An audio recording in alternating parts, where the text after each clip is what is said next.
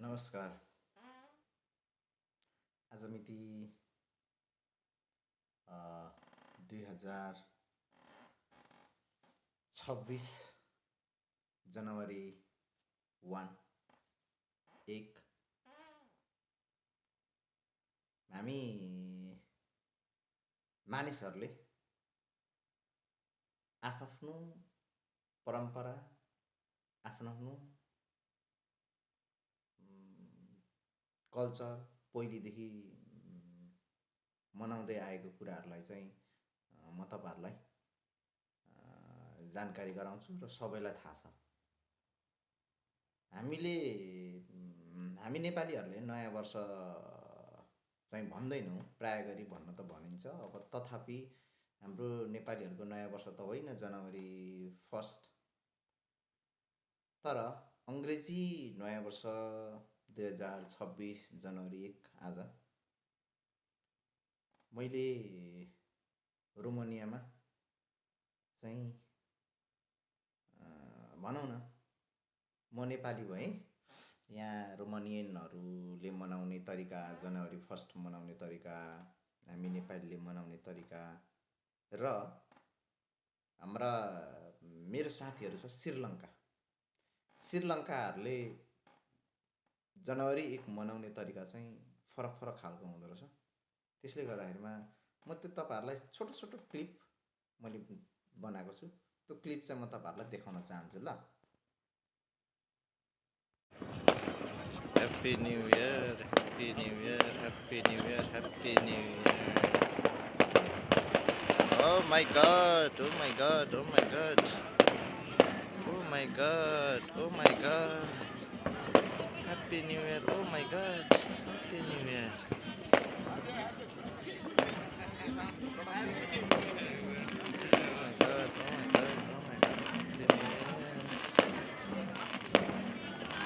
Happy new year 2026 मा यहाँहरू सम्पूर्णलाई चाहिँ अङ्ग्रेजी नयाँ वर्षको हार्दिक मङ्गलमय शुभकामना भन्न चाहन्छु।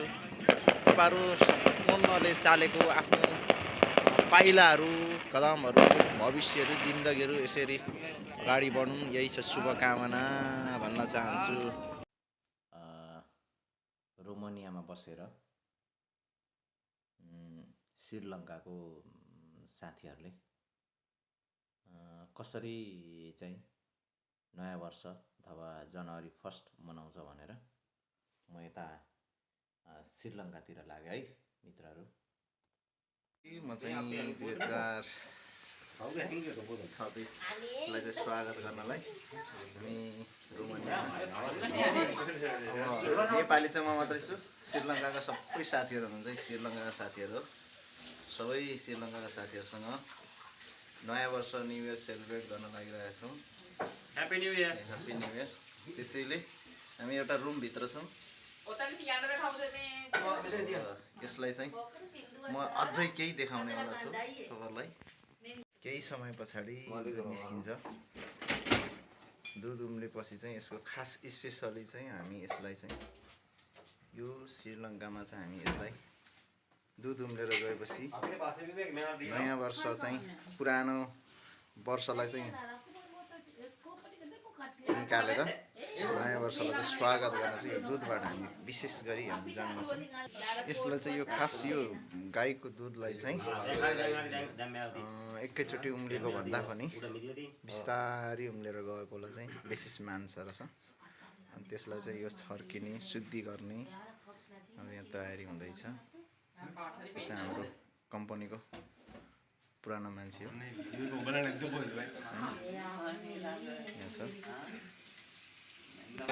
हुनु चाहिँ यो हामीले यो दुध उमाल्न सुरु गरेको 20 मिनट पुरै भइसक्यो। तर सबैजना भेला भएर यसरी बसेर चाहिँ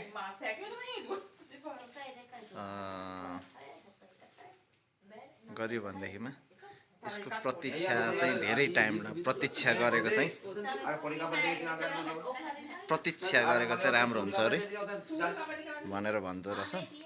त्यही भएर एकदम सानो आगो बालेर, एकदम सानो ग्यास बालेर सानो बाल्नु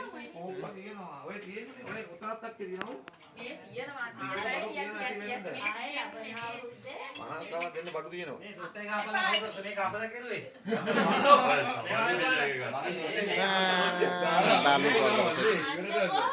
कि प्रतीक्षा गर्नुपर्ने हो यसको चाहिँ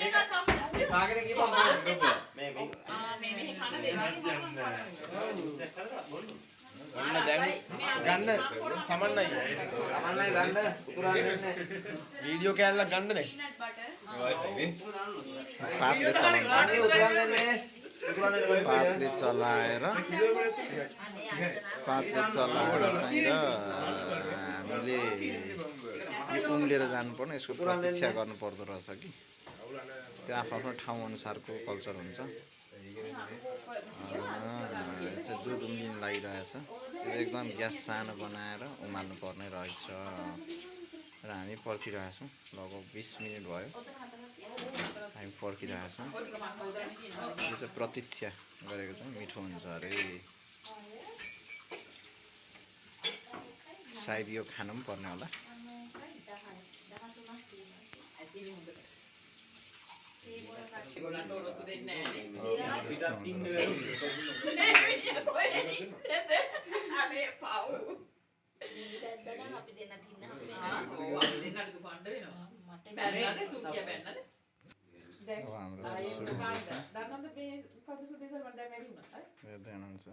यो चाहिँ अब हाम्रो उम्लेर जानु पर्यो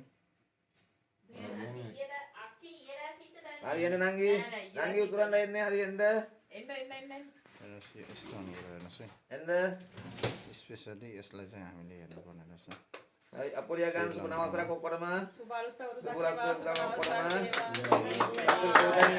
Subanawasra Kewa, Kumpat the Mituna Kumtia Sarkai, Java Gatian Tama.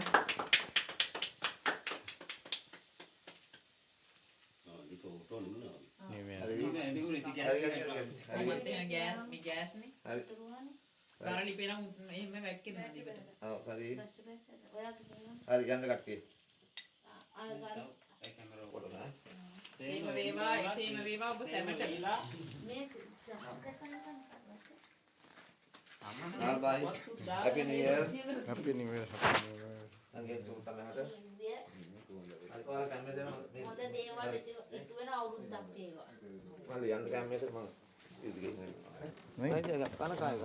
नहीं देख यस्तो हिउँ परिरहेछ यो चाहिँ हामीले त्यो अघि उमालेको दुध चाहिँ यसरी क्याममा चाहिँ यसो छर्किने शुद्धि गर्ने चाहिँ पुरानो वर्षलाई चाहिँ बिदा गरेर नयाँ वर्षलाई स्वागत गर्नुपर्ने यस्तो छ अहिलेको अवस्था ठ्याक्कै भन्नुपर्दा चाहिँ ओके अहिलेको अवस्था भन्नुपर्दा चाहिँ ठ्याक्कै यस्तो छ यो चाहिँ आफ्नो घर शुद्धाशुद्धि गर्ने कार्य रहेछ धन्यवाद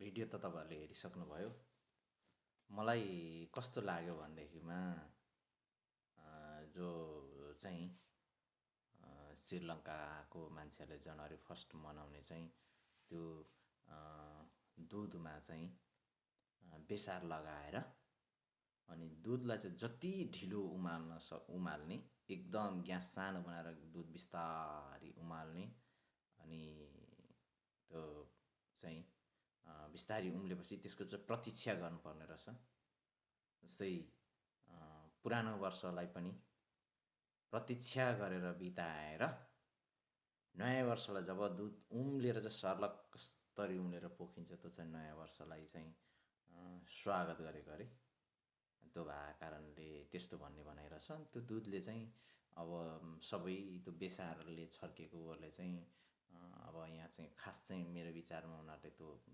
पातीहरूले छर्किनु पर्ने रहेछ यहाँ चाहिँ अब त्यो नभएको कारणले अब जस हरियो गुलाबको पत्ताले चाहिँ यसरी छर्केको देखेँ त्यो आफ्नो ठाउँ अनुसारको कल्चर होला संस्कृति होला अनि सबैको कोठा कोठामा सबैको हातमा चाहिँ त्यो बेसार लगाएर कराईमा उमालेको दुध चाहिँ मैले छर्केको देखेँ कि त्यसले गर्दाखेरिमा त्यो चाहिँ उनीहरूको संस्कार रहेछ र सबैलाई त्यो दिन जस्तै जनवरी 1 मा चाहिँ जाँड रक्सी खान नहुने मलाई पनि राम्रो लाग्यो जाँड रक्सी खान नहुने अब यो चाहिँ त्यो दिन चाहिँ पुरै भेजिटेरियन हुनुपर्ने रहेछ, नन भेजहरू पकाउन नपाइने, खान नहुने, नराम्रो कुरा गर्न नहुने, एकदम सफा दिल हुनुपर्ने, नराम्रो कुरा चाहिँ केही पनि गर्न नमिल्ने नपाइने त्यस्तो खालको उनीहरूको चाहिँ संस्कार हुँदो रहेछ।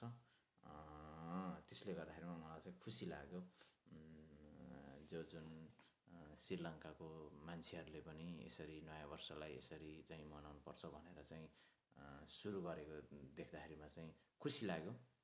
त्यो सँगसँगै तपाईँहरूलाई मैले भिडियो पनि देखाइसकेको छु, भिडियो हेरिदिनु होला। साथै राम्रो लाग्यो भनेदेखिमा यो मेरो चाहिँ लाइक अनि कमेन्ट अनि सक्नुहुन्छ भने सब्सक्राइब पनि गरिदिनु ल है। त्यही भन्दै तपाईँहरूसँग बिदा हुन चाहन्छु। हस् त, नमस्ते।